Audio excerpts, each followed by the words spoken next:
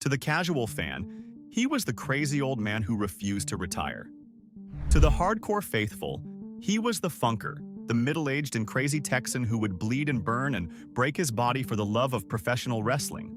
But to every single person who ever stepped into a ring with Terry Funk, whoever shared a locker room with him, whoever sat across from him in a bar or a car or a hospital waiting room, there was one undeniable truth about the man from Amarillo.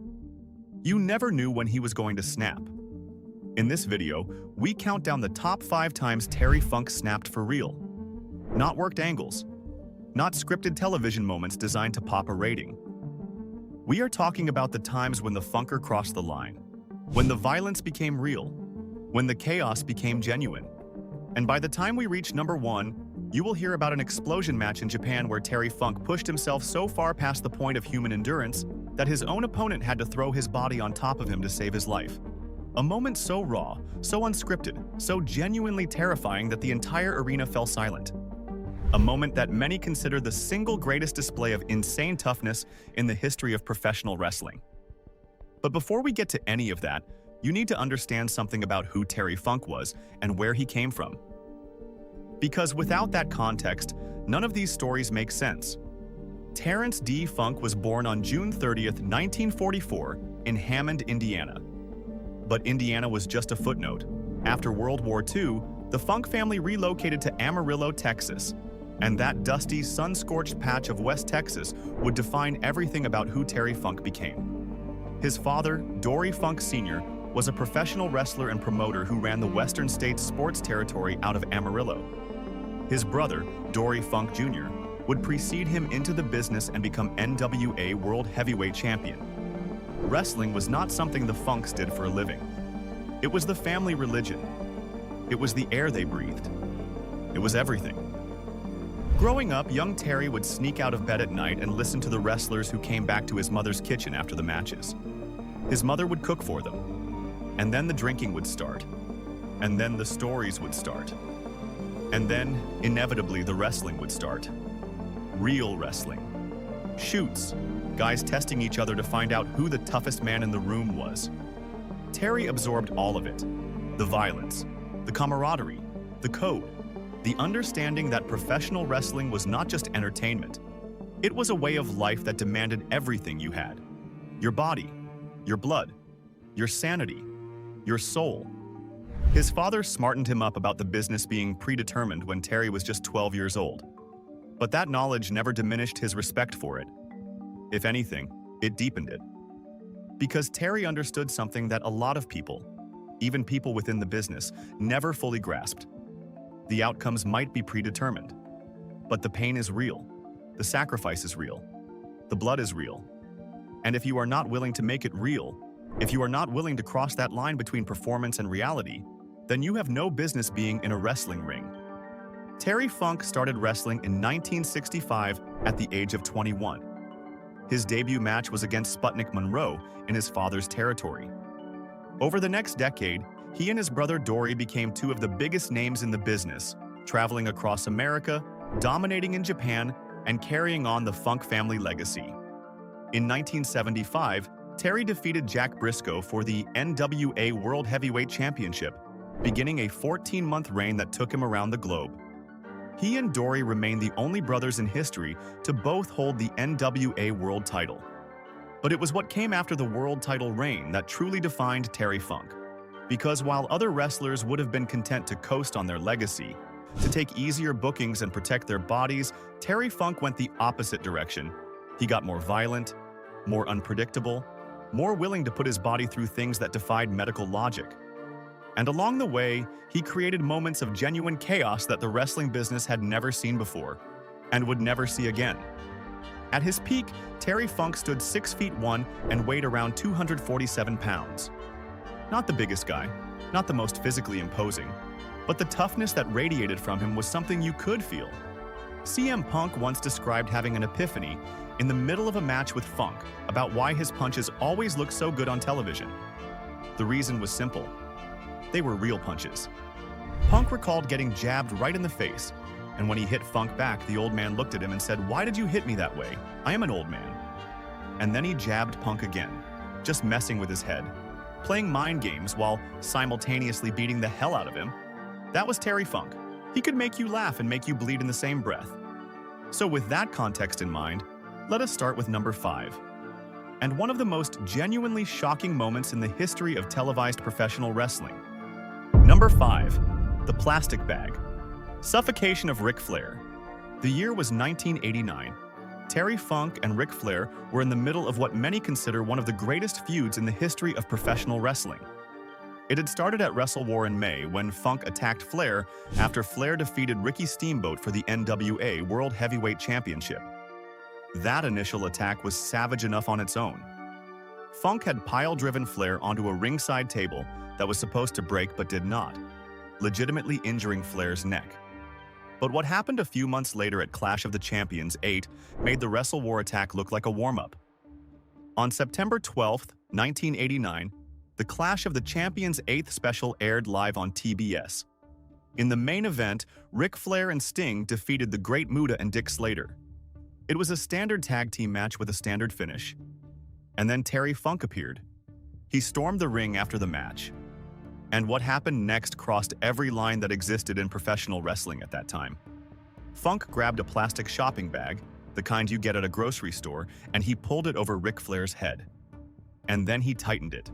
He was simulating suffocation on live national television, on a Turner Broadcasting System network, in front of millions of viewers. The cameras captured everything: Flair thrashing, the bag tightening around his face, Flair's hands clawing at the plastic, Funk's eyes wild and crazed, showing absolutely no intention of stopping. It was not just violent. It was disturbing in a way that professional wrestling had never been disturbing before. This was not a chair shot or a pile driver or blood from a blade. This was a man trying to suffocate another man with a plastic bag. On live television, the phone lines at TBS lit up like a Christmas tree. Viewers called in droves to complain. They were horrified. They were outraged. Turner executives were furious. This was their network, their platform. And this lunatic from Texas had just simulated attempted murder on live television without anyone in the production truck having any idea it was coming. The footage was pulled from rebroadcasts. For years, the plastic bag spot was essentially buried. You could not find it. It became one of those legendary moments that people talked about in hushed tones but could never actually show anyone. Funk's manager Gary Hart publicly took the blame for the incident, shielding Funk from the worst of the corporate fallout. But everyone in the business knew whose idea it had been. Everyone knew who had crossed that line. The aftermath tells you everything about how far ahead of his time Terry Funk was. Decades later, when Eddie Kingston was feuding with Chris Jericho in AEW, Kingston pitched doing the plastic bag spot as a tribute to Funk. Tony Khan shut it down immediately. Every single time Kingston brought it up, the answer was the same.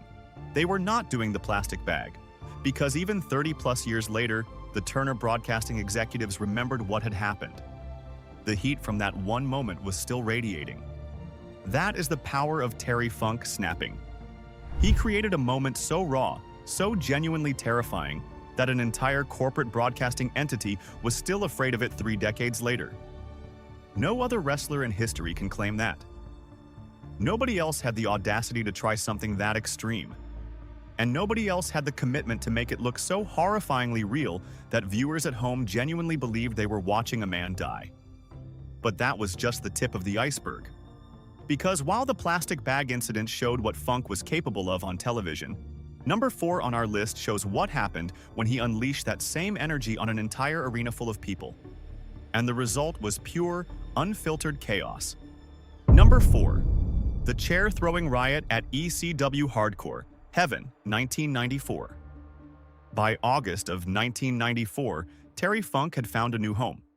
After years of wrestling in Japan and WCW and on the independent circuit, the Funker had landed in a small Philadelphia-based promotion that was on the verge of changing professional wrestling forever. It was still called Eastern Championship Wrestling at this point. The extreme part would come later. But the attitude was already there. The willingness to push boundaries was already there. And Terry Funk was the perfect man to push those boundaries further than anyone thought possible. At Hardcore Heaven on August 13, 1994, Funk was booked in the main event against Cactus Jack. two of the most violent, unpredictable wrestlers in the history of the business, going head-to-head in a building full of the most passionate and volatile fans in America.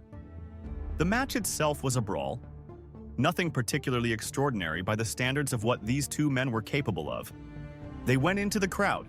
They beat each other with whatever they could find. The cameras could barely keep up. And then Public Enemy interfered.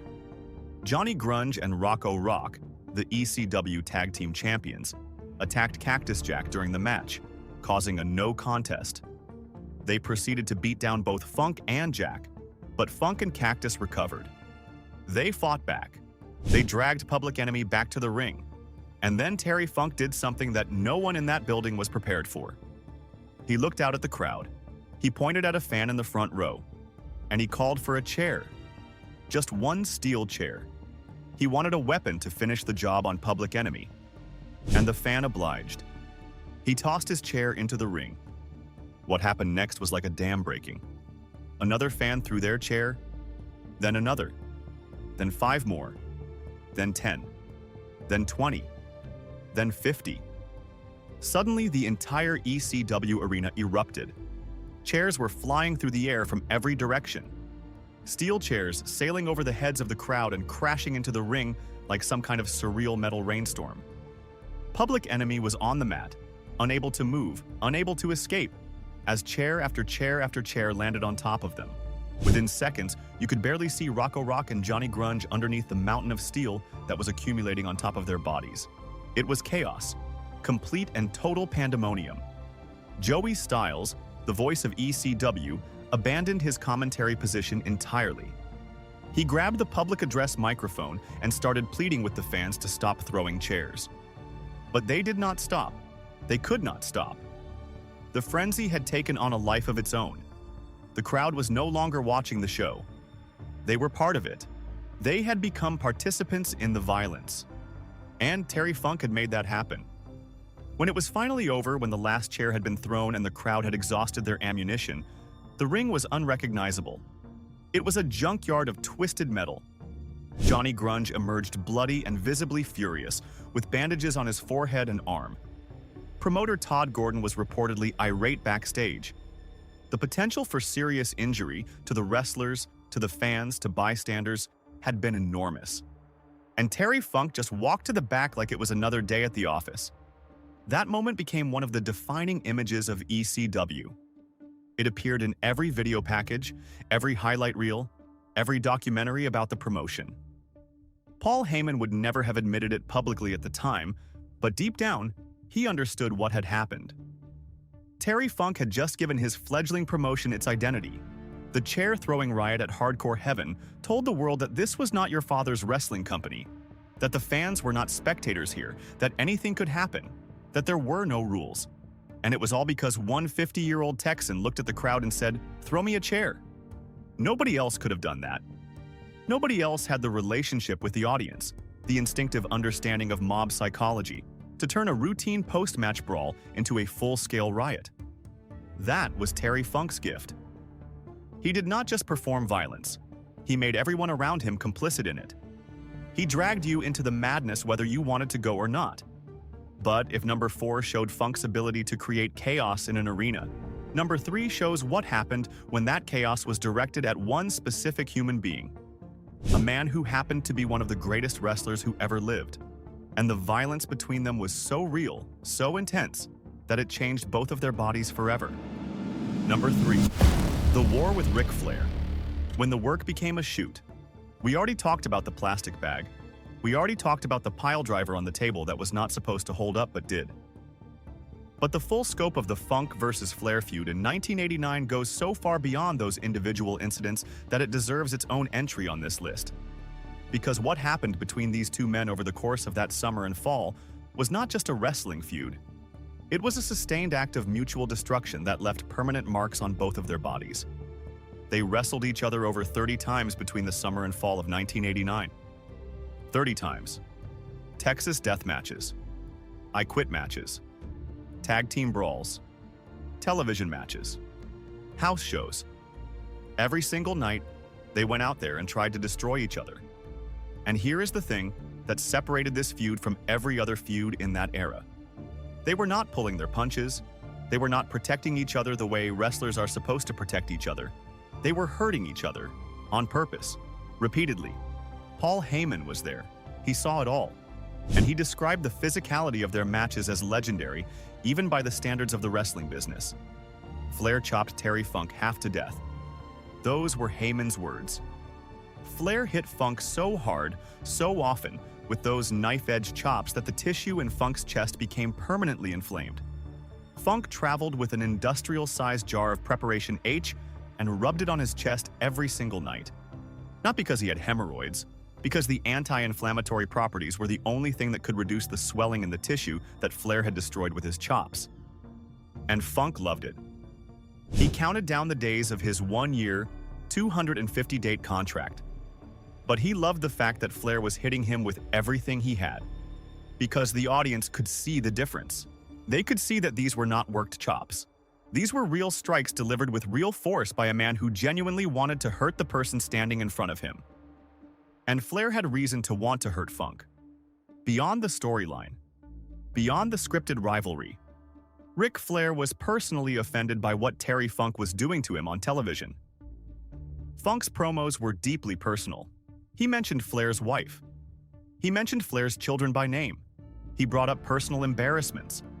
He said things that no other wrestler would have had the audacity to say. Because that was how Funk operated. He made it personal. He dug into the real emotions, the real insecurities, the real vulnerabilities. And then he twisted the knife. Flair retaliated the only way he knew how.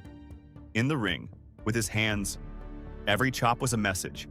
Every strike was personal, and Funk took every single one of them and came back for more.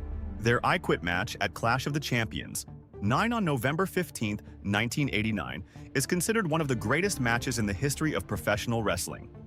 Dave Meltzer gave it 5 stars. And it earned every one of them. But if you watch that match closely, you can see something that goes beyond great wrestling. You can see two men who are genuinely hurting each other. Funk's pile drivers were brutal. Flair's chops were murderous. The stiff blows were not accidents. They were the culmination of months of escalating real-life tension being channeled through a scripted wrestling match. When Flair finally locked in the figure 4 leg lock and Funk screamed, "Yes, I quit," it was not just a great moment of storytelling. It was a man reaching the absolute limit of what his body could endure. Funk's screams were not performed. His leg was being bent in ways that legs are not supposed to bend by a man who had spent 5 months wanting to genuinely hurt him. And when Funk finally broke, when he finally said the words, you could hear it in his voice. That was not acting. That was a man who had been pushed past the point of endurance by another man who wanted to see him suffer. The Flair versus Funk feud is often discussed in terms of great matches and great storytelling, and it was both of those things. But it was also something more dangerous. It was two men who had found each other's breaking points and refused to stop pushing. It was a feud where the work became real so gradually and so completely that by the end, even the men involved could not tell you exactly where the line was. And that brings us to number 2. A moment that had nothing to do with feuds or storylines or television ratings. A moment that was simply about Terry Funk being the hardest, stiffest, most unapologetically violent performer in the history of the business. A man whose punches were real because he believed that was the only way to do business. Number 2, the stiffest man alive, Terry Funk's lifelong commitment to real violence. This is not one single incident. This is a pattern of behavior that stretched across 5 decades. A way of working that terrified every man who ever stepped into a ring with Terry Funk. Because Terry Funk threw real punches, real headbutts, real forearms, and he did not apologize for it. Not once. Not ever. CM Punk's story is the most famous version of this. Punk was already an established star when he got in the ring with an aging Terry Funk. And in the middle of the match, Punk had what he described as an epiphany. He suddenly understood why Funk's punches had always looked so incredible on television for all those years. The reason was devastatingly simple. They were real. Funk was hitting him with real closed-fist punches to the face. No pulling, no protecting, just straight shots. Punk, operating on instinct, hit Funk back. And Funk stopped. He looked at Punk with those wild eyes and said, "Why did you hit me that way?" Punk was confused. He did not understand what was happening. And then Funk said, "I am an old man." And then he jabbed Punk in the face again, hard. And Punk realized that Funk was playing a game that only he understood. He was testing Punk, messing with him psychologically while simultaneously beating the hell out of him. And there was nothing Punk could do about it except stand there and take it. The New Age Outlaws had a similar experience that was even more extreme. During their cage match against Funk and Cactus Jack, Road Dogg and Billy Gunn decided to get some payback. They had been on the receiving end of Funk's stiff work for weeks. They were bruised. They were sore. They were tired of going home hurt. So when they got Funk tied up against the cage, they started hitting him for real. Hard shots. Legitimate strikes designed to punish him for all the liberties he had taken with them. And Funk's response was to yell more at them. Not stop, not please, not I give up, more. He wanted them to hit him harder. He was enjoying it. Or at the very least, he wanted them to think he was enjoying it. Because that is the ultimate power move. When someone is hitting you as hard as they can, and your response is to ask for more, you have just won the psychological war in the most devastating way possible. The Outlaws did not know what to do with that. Nobody would. This was not limited to one era or one promotion. Wherever Terry Funk went, he brought real violence with him. In Japan, where stiff work was respected and expected, Funk was considered exceptionally hard even by Japanese standards. In the NWA territories, where brawling was an art form, Funk elevated it to something that made even the toughest old-school wrestlers uncomfortable. In ECW, where violence was the entire brand identity, Funk was still the most genuinely dangerous man in the building. And it was not just the Outlaws. Bobby Heenan once recalled watching Funk in the locker room after a match, examining his hands. His knuckles were swollen. His fingers were bruised. Not from hitting the mat or taking bumps. From punching people in the face for 30 minutes straight. Heenan said it looked like Funk had been in a bar fight, not a wrestling match. And in many ways, that is exactly what every Terry Funk match was.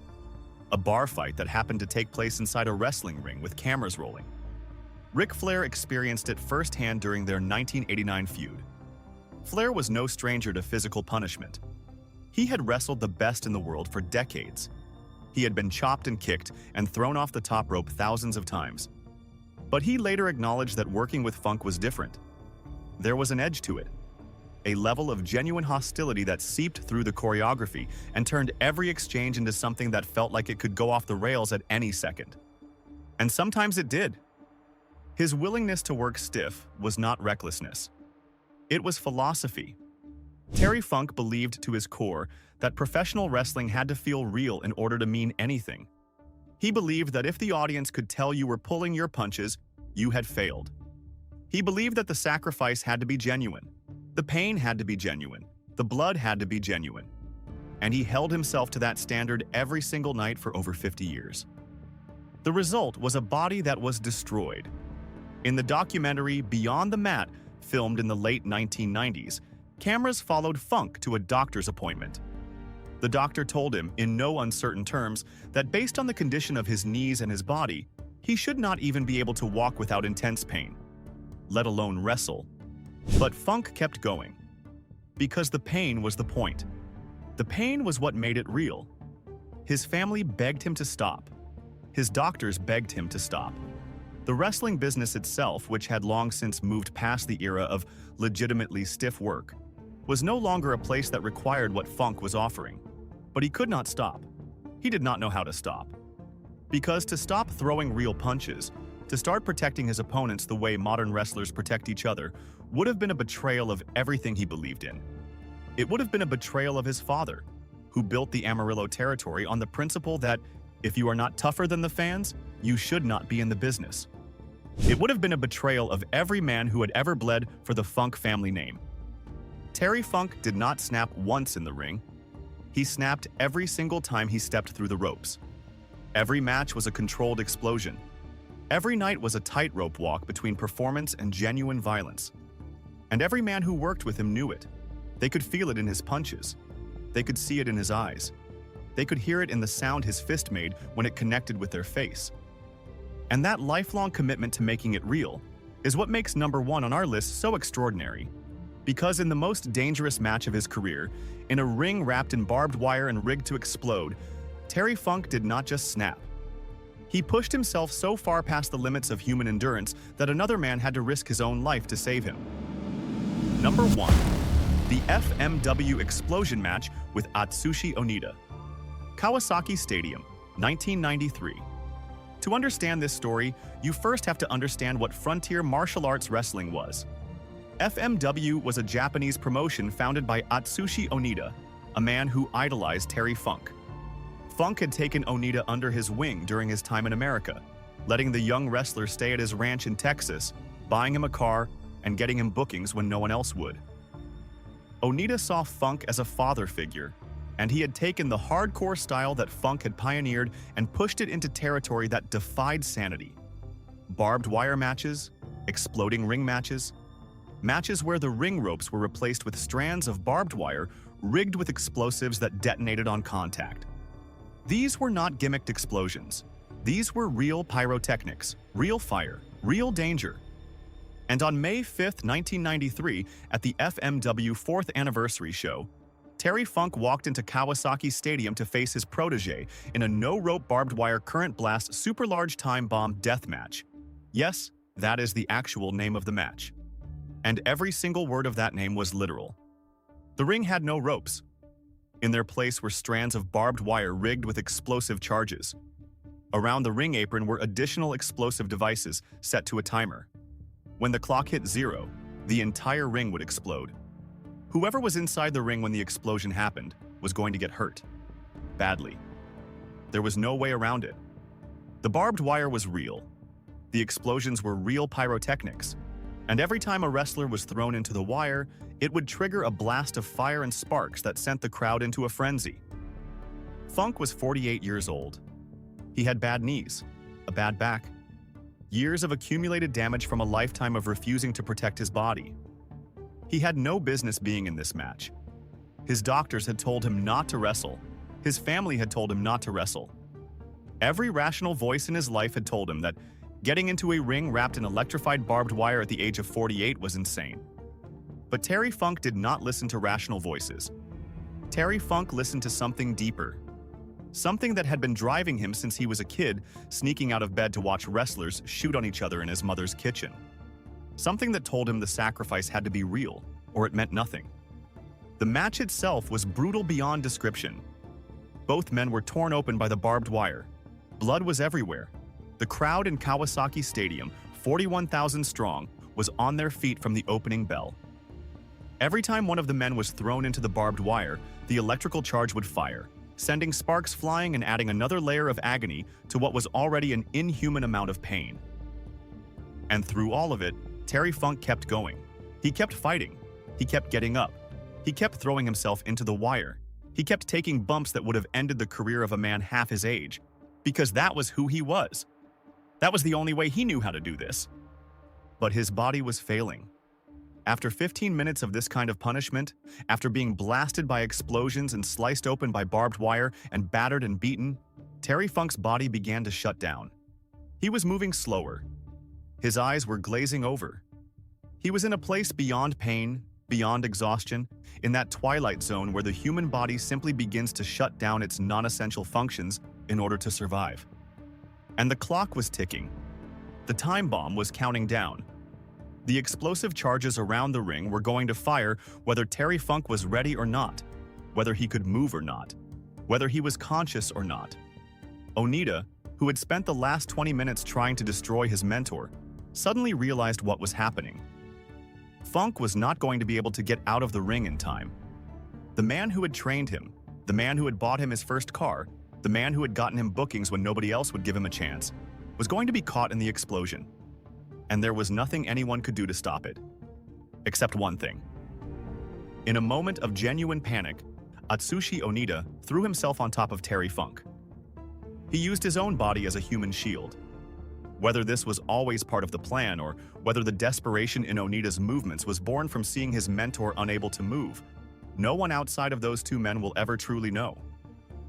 What everyone agrees on is that the emotion was real. The danger was real.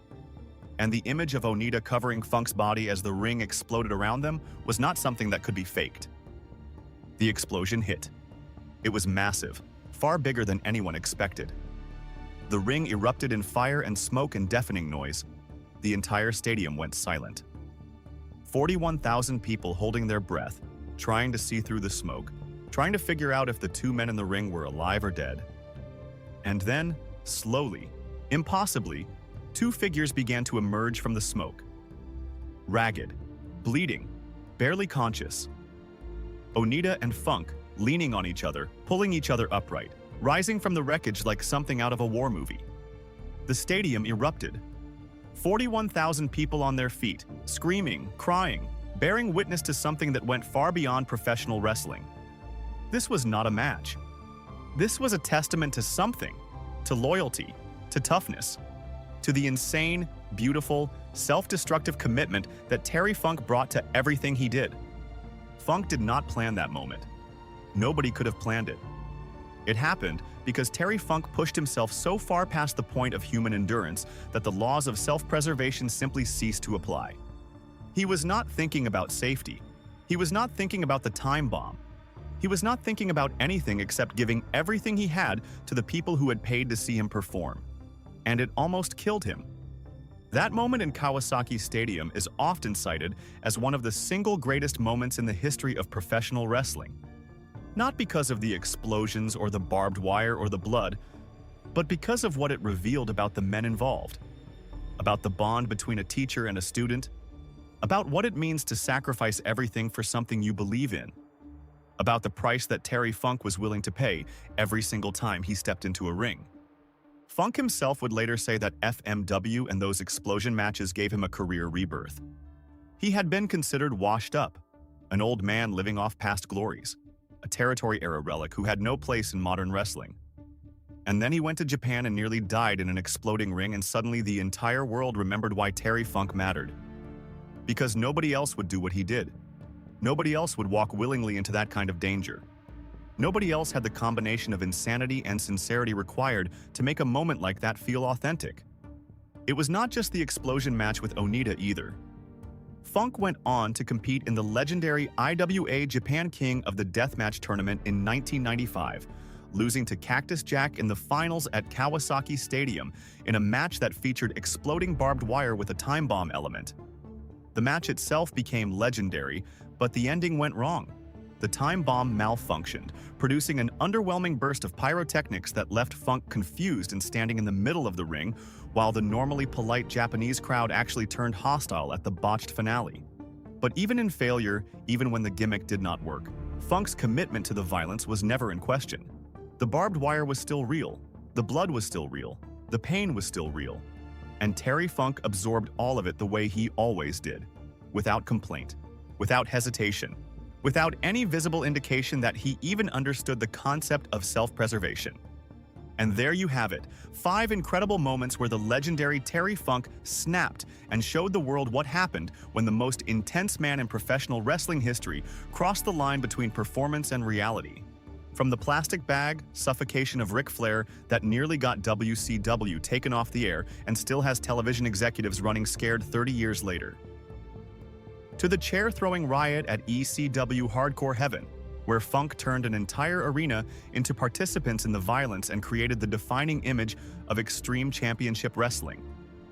From the sustained war with Ric Flair, where months of real-life animosity produced real-life violence that destroyed both men's bodies and created some of the greatest matches ever wrestled.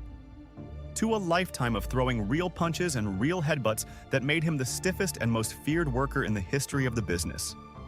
And finally, to the explosion match with Atsushi Onita, where Funk's refusal to stop, his absolute inability to recognize the limits of his own body, created a moment so powerful that it transcends professional wrestling entirely. What becomes clear when you look at all of these incidents together is that Terry Funk did not snap in the way that most people snap. He did not lose control. He did not become a different person. What happened in these moments was that the barriers between who Terry Funk was in the ring and who he was in real life simply dissolved. The performance ended and the real man came through. And the real man was exactly as intense, exactly as violent, exactly as insanely committed as the character he played on television. That is what made Terry Funk different from every other wrestler who ever lived. Most wrestlers have a clear boundary between the character and the person. Most wrestlers can turn it on and turn it off. They can be vicious in the ring and then go home and be normal human beings. Terry Funk could not do that. Or maybe he chose not to. Maybe the distinction does not matter. Because the result was the same. A career that spanned over 50 years and produced more moments of genuine, terrifying, awe-inspiring chaos than any other career in the history of the business. A body that was destroyed in service of making people believe. A legacy that will never be replicated because no one else will ever be crazy enough, committed enough, or authentically violent enough to do what Terry Funk did. Terry Funk passed away on August 23, 2023, at the age of 79. The wrestling world lost one of its greatest and most important figures. But the stories will never die. The stories of the man from Amarillo who threw real punches because that was the only way he knew how. Who pile-drove Ric Flair on a table that did not break because he did not care if it broke.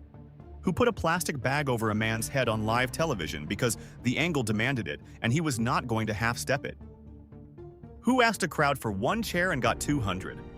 Who walked into an exploding ring at the age of 48 because someone had to and it might as well be him. They will never make another Terry Funk. The business has moved past the point where a man like him could exist. The corporate structure, the medical oversight, the liability concerns, all of it would prevent another Funk from ever happening. And maybe that is for the best. Maybe the world is safer without a man who does not know when to stop. But it is also a less interesting world. A world with fewer legends. Fewer stories that make you sit forward in your chair and say that cannot be real. Fewer moments where a 50-year-old man in a dusty pair of boots makes you believe that professional wrestling is the most important thing in the world. Because when Terry Funk was in the ring, it was. It was the most important thing in the world, and he was willing to die to prove it. Forever, and ever, and ever. Forever. Like and subscribe for more hard-hitting wrestling documentaries. Until next time.